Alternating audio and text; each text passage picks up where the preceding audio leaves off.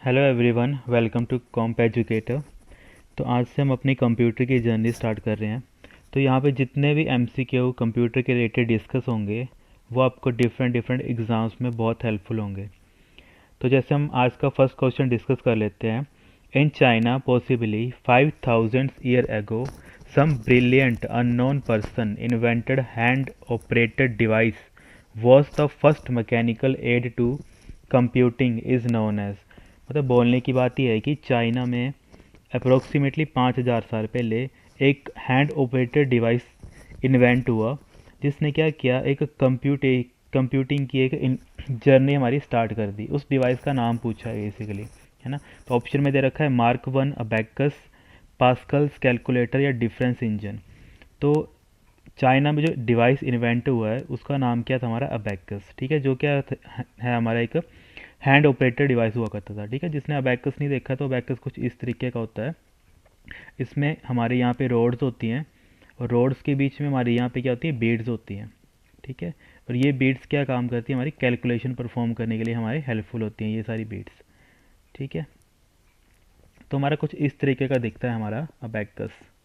ठीक है, उसके अलावा हमारे पास अबैकस के बाद हमारा पास्कल कैलकुलेटर बना है। उसके बाद डिफरेंस इंजन हमारा चार्ल्स बेबेज ने, जिसको हम फादर ऑफ कंप्यूटर बोलते हैं, उन्होंने क्या बनाया, हमारा डिफरेंस इंजन। ठीक है, चार्ल्स बेबेज करके उन्होंने इसको इन्वेंट किया है। फिर हमारा नेक्स्ट क्वेश्चन आ गया, the term computer is derived from. ठीक है, जो हमारा कंप्यूटर टर्म है वो कहाँ से निकली है वो पूछा है यहाँ पे। ये लैटिन का शब्द है, एक जर्मन का शब्द है, फ्रेंच का शब्द है या अरबिक का ये शब्द है। तो याद रखना, जो हमारा कंप्यूटर है ये हमारे कौन सी लैंग्वेज से निकला है, ये हमारा लैटिन लैंग्वेज से निकला है। तो ये हमारा ऑप्शन नंबर ए हमारा क्या यहाँ पे करेक्ट आंसर है।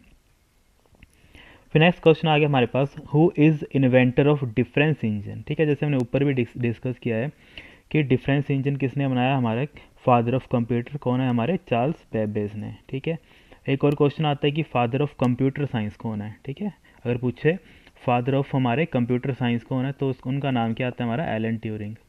ठीक है, इनको हम क्या बोलते हैं, फादर ऑफ कंप्यूटर साइंस बोलते हैं। ठीक है, फिर यहाँ पे ऑप्शन में दे रखा है सैमर क्रे। ठीक है, ये क्या है, हमारे जो हमारा फर्स्ट सुपर कंप्यूटर बना है वर्ल्ड का वो इनके द्वारा बनाया गया है। ठीक है, जो हमारे पास फर्स्ट सुपर कंप्यूटर बना है, ठीक है, वो इनके द्वारा बनाया गया है ये। फिर नेक्स्ट क्वेश्चन आ गया हमारे पास, who is father of computer, है ना। वो सिंपल क्वेश्चन है कि फादर ऑफ कंप्यूटर हम किसका बोलते हैं, अभी हमने पढ़ा हमारे चार्ल्स बेबेज को। फिर नेक्स्ट क्वेश्चन आ गया हमारे पास, ये भी रिपीटेड क्वेश्चन है, फादर ऑफ कंप्यूटर कौन है, हमारा चार्ल्स बेबेज। फिर नेक्स्ट क्वेश्चन आ गया हमारे पास, who is father of computer science. ठीक है, जैसे मैं अभी ऊपर भी डिस्कस किया है कि हमारे फादर ऑफ कंप्यूटर साइंस कौन है, हमारे एलन ट्यूरिंग। तो यहाँ पे ऑप्शन नंबर हमारा कौन होगा, फर्स्ट हमारा करेक्ट आंसर होगा। फिर हमारा नेक्स्ट क्वेश्चन आ गया, who is the father of personal computer, है ना। जैसे हम बात करते हैं बोलते हैं कि पीसी हम सारे टर्म यूज़ करते हैं पर्सनल कंप्यूटर के लिए। तो बोले कि फादर ऑफ पर्सनल कंप्यूटर कौन है, हमारे Edward Robert, Alan Turing, Charles Babbage या नन ऑफ दिस। ठीक है, तो यहाँ पे हमारा आंसर क्या होगा, एडवर्ड रॉबर्ट। ठीक है, यहाँ पे बेसिकली 3 क्वेश्चन इंपॉर्टेंट बनते हैं। एक तो बनता है हमारे पास जो हमारे फादर ऑफ कंप्यूटर कौन है। ठीक है, अगर हम बात करें फादर ऑफ कंप्यूटर की, ठीक है, कॉम्प लिख देता हूँ शॉर्ट में, तो फादर ऑफ कंप्यूटर कौन है, हमारे चार्ल्स बेबेज।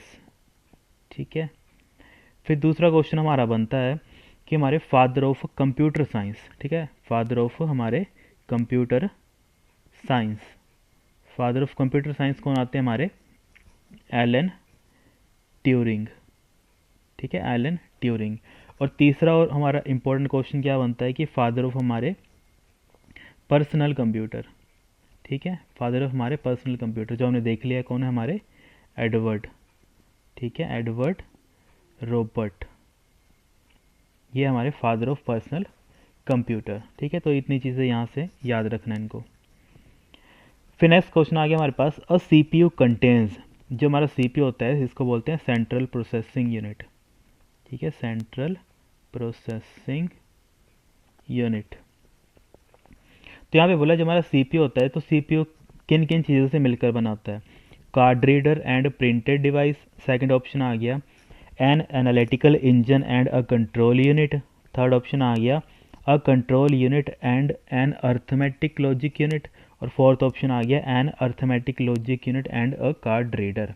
ठीक है, तो यार ना जब भी हम सीपीयू की बात करते हैं तो सीपीयू हमारा मेनली किन किन चीज़ों से मिलकर बना होता है। एक तो हमारा बना होता है एएलयू जिसको हम बोलते हैं अर्थमेटिक एंड लॉजिक यूनिट, एक आता है हमारा सीयू जिसको हम बोलते हैं कंट्रोल यूनिट, और तीसरा आता है हमारी मेमोरी यूनिट। ठीक है, पर यहाँ पे दो ऑप्शन दे रखे हैं तो कौन सा ठीक होगा, यहाँ पे हमारा option number third control unit और हमारा अर्थमेटिक लॉजिक यूनिट। ठीक है, तो कई बार एग्जामिनर ये पूछता है कि सीपीयू किन किन चीज़ों से बना होता है, तो वहाँ पे ये तीन ऑप्शन होते हैं, arithmetic logic unit, control unit और हमारी एक मेमोरी।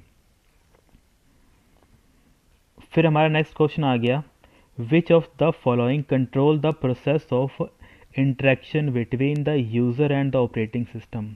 ठीक है, यहाँ पे बात की है कि हमारा जो कौन सा एक मतलब बोलते हैं कौन सी एक इनमें से ऑप्शन में से हमें बताना है कि कौन सा डिवाइस है या फिर कौन सी एक मैकेनिज़्म है जो इंटरेक्शन करवाने का काम करता है हमारा यूज़र और ऑपरेटिंग सिस्टम के बीच में। ठीक है, तो उसको हम क्या बोलते हैं, यूज़र इंटरफेस। जैसे हम फ़ोन यूज़ करते हैं, ठीक है, तो फ़ोन में हमारे कोई ना कोई ऑपरेटिंग सिस्टम, जैसे कई एंड्रॉयड यूज़ करते हैं, ठीक है, और कई हमारे iOS यूज़ करते हैं डिवाइसेस। तो एंड्रॉयड और iOS क्या, ये हमारे ऑपरेटिंग सिस्टम है और इनके ऊपर हम कोई एप्लीकेशन रन करते हैं।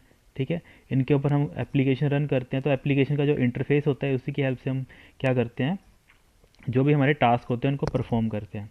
तो बस वही चीज़ यहाँ पे पूछी है कि which of the following control the process of interaction between the user and operating system. ठीक है, तो यूज़र और ऑपरेटिंग सिस्टम मतलब मेरे और जो मेरा ऑपरेटिंग सिस्टम है उसके बीच में कौन सा इंटरफेस काम करता है, उसको हम क्या बोलते हैं, यूज़र इंटरफेस। फिर यहाँ पे दूसरा ऑप्शन दे रखा है जैसे लैंग्वेज ट्रांसलेटर। तो लैंग्वेज ट्रांसलेटर क्या करता है, किसी एक लैंग्वेज से जैसे दूसरे लैंग्वेज में कन्वर्ट करने का। जैसे फॉर एग्जांपल हमारी हाई लेवल लैंग्वेज होती है, उनको हम कन्वर्ट करते हैं लो लेवल लैंग्वेज में। ठीक है, विद द हेल्प ऑफ हमारा लैंग्वेज ट्रांसलेटर। तो लैंग्वेज ट्रांसलेटर भी बेसिकली हमारे तीन तरीके के होते हैं। ठीक है, जैसे हमारा पढ़ते हम असेंबलर हो गया हमारा। ठीक है, तो ये भी हमारा एक लैंग्वेज ट्रांसलेटर है जो असेंबली लैंग्वेज को कन्वर्ट करता है। ठीक है, असेंबली लैंग्वेज को कौन कन्वर्ट करता है, हमारा असेंबलर। असेंबली लैंग्वेज टू हमारा मशीन कोड में हमारा ये कन्वर्ट करने का काम करता है। ठीक है, तो इसके अलावा और भी होते हैं कंपाइलर, ठीक है, और इंटरप्रेटर, तो वो अभी यहाँ पे देखने की जरूरत नहीं, आगे देखते हैं इनको। नेक्स्ट क्वेश्चन आ गया हमारे पास, which the first computers were programmed using. जो हमारे फर्स्ट जनरेशन या फिर हमारे स्टार्टिंग जब हमारे कंप्यूटर की जनरेशन स्टार्ट हुई थी उस टाइम पे जो हमारे कंप्यूटर होते थे उनको हम कौन सी लैंग्वेज से प्रोग्राम करते थे। तो फर्स्ट ऑप्शन आ गया असेंबली लैंग्वेज, सेकंड आ गया मशीन लैंग्वेज, थर्ड आ गया सोर्स कोड, फोर्थ आ गया ऑब्जेक्ट कोड। तो याद रखना जब हम स्टार्टिंग की बात करते हैं जो हमारे फर्स्ट कंप्यूटर थे उनको हम प्रोग्राम करते थे विद द हेल्प ऑफ कौन सी लैंग्वेज थी यहाँ पे, उसको उस लैंग्वेज को हम क्या बोलते थे, मशीन लेवल लैंग्वेज बोलते थे। तो यहाँ पे क्या आएगा, ऑप्शन हो हमारा सेकंड यहाँ पे करेक्ट आंसर होगा। फिर नेक्स्ट क्वेश्चन आ गया हमारे पास, what type of display monitor is useful for visually challenged person to understand the textual output generated by the computer. तो यहाँ पे बात की है जैसे कोई इंसान होता है जिसको दिखाई नहीं देता है, तो उनके लिए हम डिवाइसेस जो बनाते हैं या फिर उनके लिए एक स्पेशल टाइप का मॉनिटर बनता है जिसकी हेल्प से वो क्या करते हैं, जो भी स्क्रीन के ऊपर टेक्स्ट आ रहा हो उसको वो रीड कर सकते हैं। तो उस जो डिवाइस है उसका नाम पूछा है, जो मॉनिटर स्क्रीन होती है उनकी जो विजुअली जिनको दिखाई नहीं देता उनके लिए जो अलग तरीके की जो हमारी विजुअली एक मतलब मॉनिटर बनाया जाता है, उस मॉनिटर का नाम पूछा है। तो उस मॉनिटर का नाम होता है हमारे पास बैरली मॉनिटर। ठीक है, तो याद रखना ये इंपॉर्टेंट क्वेश्चन है कि जो भी हमारे जिन पर्सनस को दिखाई नहीं देता है आंखों से बिल्कुल भी, ठीक है, तो वो उनके लिए स्पेशल टाइप का ऑफ मॉनिटर बनाया जाता है जिसकी हेल्प से वो स्क्रीन की जो आउटपुट है उसको वो रीड कर पाएँ, तो उसको बोलते हैं बैरली मॉनिटर। फिर नेक्स्ट क्वेश्चन आ गया हमारे पास, how many types in which computer are classified. तो यहाँ पे पूछा है कितने टाइप से हमने अपने कंप्यूटर को क्लासीफाई किया है, 3, 5, 7 या 4। तो इसका आंसर क्या आएगा हमारा, ऑप्शन नंबर बी यहाँ पे राइट आएगा, 5। ठीक है, तो ये 5 कौन कौन से होते हैं, जैसे हम पढ़ते हैं मिनी कंप्यूटर, है ना, फिर इसके अलावा मिनी हो गया, माइक्रो हो गया, ठीक है, इसके अलावा हम पढ़ते हैं मेन फ्रेम, ठीक है, मेन फ्रेम पढ़ते हैं, इसके अलावा हम पढ़ते हैं सुपर, ठीक है, सुपर कंप्यूटर पढ़ते हैं, और एक हम पढ़ते हैं हमारे हैंड हेल्ड या फिर इसको बोलते हैं पीडीए टाइप के हमारे कंप्यूटर्स। ठीक है। तो ये हमारे क्या है, बेसिकली 5 टाइप ऑफ हमारे कंप्यूटर्स होते हैं, ठीक है। अब इसमें सबसे पावरफुल कौन सा होता है? सबसे पावरफुल हमारा सुपर कंप्यूटर होता है, ठीक है। और जो हम नॉर्मली यूज़ करते हैं, नॉर्मल पर्सन यूज़ करता है, उसको हम बोलते हैं माइक्रो कंप्यूटर्स, ठीक है।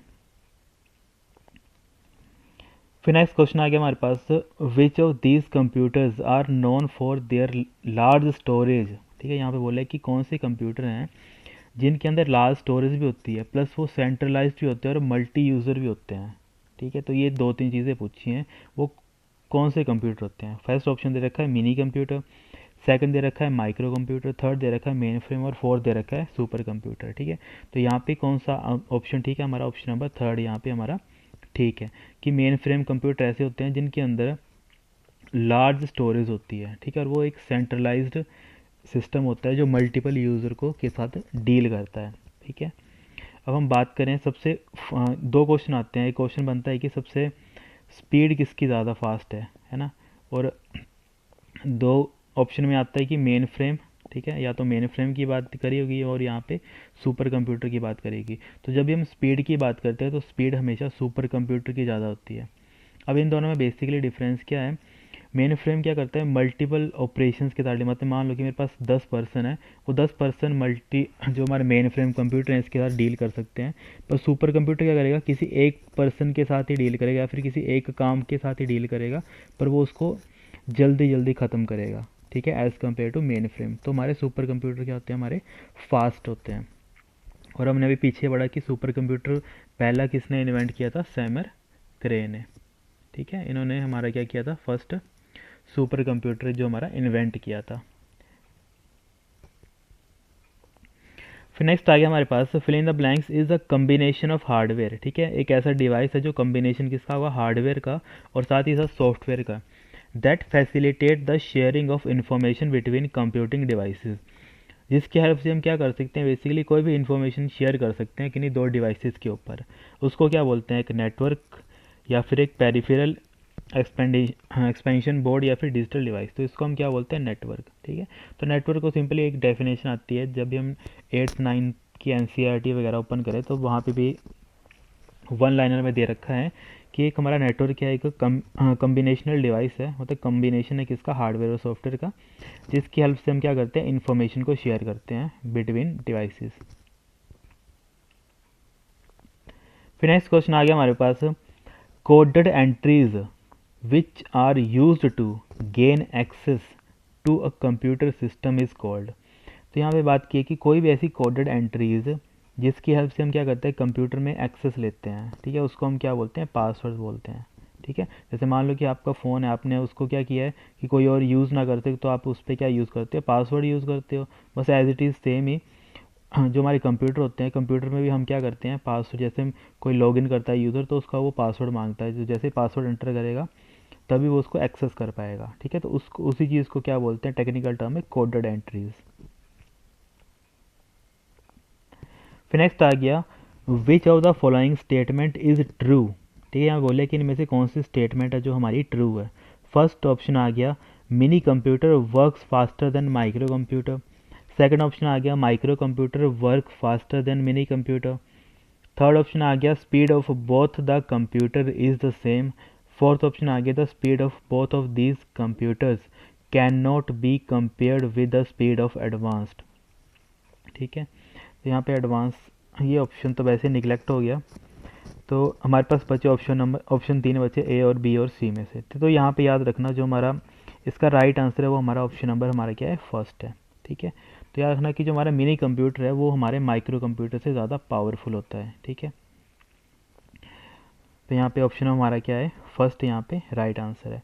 और यहाँ पे मान लो कि पूछा होता कि जैसे यहाँ पे दे रखा होता कि मेन फ्रेम है, ठीक है, मेन फ्रेम आ गया, ठीक है। मेन फ्रेम किससे ज़्यादा पावरफुल होता है? हमारा मिनी से, ठीक है। मिनी कंप्यूटर से ज़्यादा मतलब मिनी कंप्यूटर किससे ज़्यादा पावरफुल होता है? ये हमारा माइक्रो से, ठीक है। और मेन फ्रेम से ज़्यादा पावरफुल कौन होते हैं? हमारे सुपर कंप्यूटर होते हैं, ठीक है। तो ये हमारे इस तरीके की एक पूरी ये चलती है, ठीक है। सुपर कंप्यूटर सबसे ज़्यादा पावरफुल, ठीक है। उसके अलावा हमारा मेन फ्रेम, सुपर कंप्यूटर से कम मेन फ्रेम से कम आ गया, मिनी से कम आ गया माइक्रो, जो हम सारे यूज़र नॉर्मली यूज़ करते हैं। फिर हमारा नेक्स्ट क्वेश्चन आ गया, what is the light pen. Light pen क्या होता है हमारा, ये एक हमारा ऑप्टिकल इनपुट डिवाइस होता है, ठीक है। लाइट पेन जैसे अभी मैं यहाँ पे लिख रहा हूँ, तो ये भी एक क्या है, हमारा एक लाइट पेन का एक एग्जांपल है, ठीक है। ये भी एक हमारा ऑप्टिकल इनपुट डिवाइस है। फिर नेक्स्ट आ गया हमारे पास, the world first super computer called, ठीक है। तो जो हमारा वर्ड का फर्स्ट सुपर कंप्यूटर था उसका नाम क्या था, CDC 6600। उसको किसने डेवलप किया था, चार्ल्स बेबेज एंड एडा लोरेंस। ये हमने पहले ही पढ़ लिया है कि किसने किया था, साइमर क्रे ने किया था, पर यहाँ पे साइमर क्रे के दो ऑप्शन है ना। तो यहाँ पे बोरिस बाबायान एंड साइमर क्रे है, या फिर साइमर क्रे एंड हॉवर्ड विलियम। तो यहाँ पे ऑप्शन नंबर कौन सा हमारा, ऑप्शन नंबर बी हमारा यहाँ पे करेक्ट आंसर है, ठीक है। कि बोरिस बाबायान और साइमर क्रे ने क्या किया था, CDC 6600 को इन्वेंट किया था, जो क्या था हमारा वर्ड का फर्स्ट सुपर कंप्यूटर था, ठीक है। याद रखना इसको, ये हमारा क्या था, वर्ड का फर्स्ट सुपर कंप्यूटर, जिसका नाम था CDC 6600, ठीक है। ये इंपॉर्टेंट क्वेश्चन है, और कई बार एग्जामिनर बोरिस बाबायान ना देकर सिर्फ और सिर्फ साइमर क्रे भी देता है, तो याद रखना इस चीज़ को। फिर नेक्स्ट आ गया हमारे पास, what was the name of India's first super computer, ठीक है। अब यहाँ पे बात की है कि इंडिया का फर्स्ट सुपर कंप्यूटर कौन था, जिसको डेवलप किया था सीडैक ने, ठीक है। सीडैक का एक इंडियन साइंटिस्ट था, सीडैक की मतलब एक कंपनी है, उसका एक इंडियन साइंटिस्ट है जिसका नाम था डॉक्टर विजय पांडुरंग। उसने इसको इन्वेंट किया था 1991-92 में, और इंस्टॉल कहाँ पे हुआ था, ये मॉस्को में, ठीक है। तो ये कौन सा था, ऑप्शन दे रखे हैं, परम सिद्धि A1, दूसरा दे रखा है परम 8000, थर्ड दे रखा है पराक्रम 1, और फोर्थ दे रखा है शिव शक्ति 9000, ठीक है। तो इसका सही ऑप्शन क्या है हमारा, ऑप्शन नंबर बी हमारा यहाँ पे राइट आंसर है, ठीक है। परम जो हमारा 8000 है, ये क्या था हमारा, इंडिया का फर्स्ट सुपर कंप्यूटर था ये, और ये किसने बनाया था, डॉक्टर विजय पांडुरंग ने। तो यहाँ से कितने क्वेश्चन क्लियर हो गए, एक तो हमारा फर्स्ट इंडिया का सुपर कंप्यूटर परम 8000, साथ में किस, जैसे कंपनी का नाम पूछे तो सीडैक ने इसको डेवलप किया था, सीडैक में अगर साइंटिस्ट का नाम पूछ ले तो डॉक्टर विजय पांडुरंग ने, और ईयर पूछ ले तो 1991 में, और इंस्टॉल कहाँ हुआ था, ये हमारा मॉस्को में हुआ था, ठीक है। ये चीज़ें याद रखना। फिर नेक्स्ट क्वेश्चन आ गया हमारे पास VGA, ठीक है। कंप्यूटर में हमारा VGA एक पोर्ट होता है बेसिकली, उसका वो पूछा है, उसकी फुल फॉर्म क्या होती है, video graphics array, visual graphic array, volatile graphic array, या वीडियो ग्राफिक अडेप्टर। तो इसका याद रखना कि जो हमारा VGA होता है ये वीडियो ग्राफिक एरे होता है, ठीक है। ये हमारे बड़े सारे एग्जाम्स में रिपीटेड क्वेश्चन होता है VGA का, ठीक है। आज का हमारा लास्ट क्वेश्चन आ गया, IBM 1401, ठीक है। ये हमारे कौन सी जनरेशन का कंप्यूटर है, फर्स्ट जनरेशन का कंप्यूटर है, सेकंड जनरेशन का कंप्यूटर है, थर्ड जनरेशन का कंप्यूटर है, या फिर फोर्थ जनरेशन का कंप्यूटर है। तो जो हमारा IBM 1401 है, ये हमारा कौन सा है, सेकंड जनरेशन के कंप्यूटर के अंदर आता है। इसके अलावा पूछते हैं कि IBM, ठीक है, IBM 701, ठीक है, IBM 701 हो गया, इसके अलावा एडसैक हो गया, ठीक है, एडवैक हो गया, ठीक है, यूनिवैक हो गया, ठीक है, यूनिवैक हो गया। ये सारे के सारे कौन सी जनरेशन को बिलोंग करते हैं, जैसे यहाँ पे मैं लिख देता हूँ, जैसे यहाँ पे पूछ लेते हैं कई बार यूनिवैक, कई बार पूछ लेते हैं एडसैक, ठीक है, एडसैक पूछ लेते हैं, कई बार पूछ लेते हैं एनियैक, ठीक है। इसके अलावा पूछ लेते हैं यूनिवैक, एडसैक, एनियैक, ठीक है।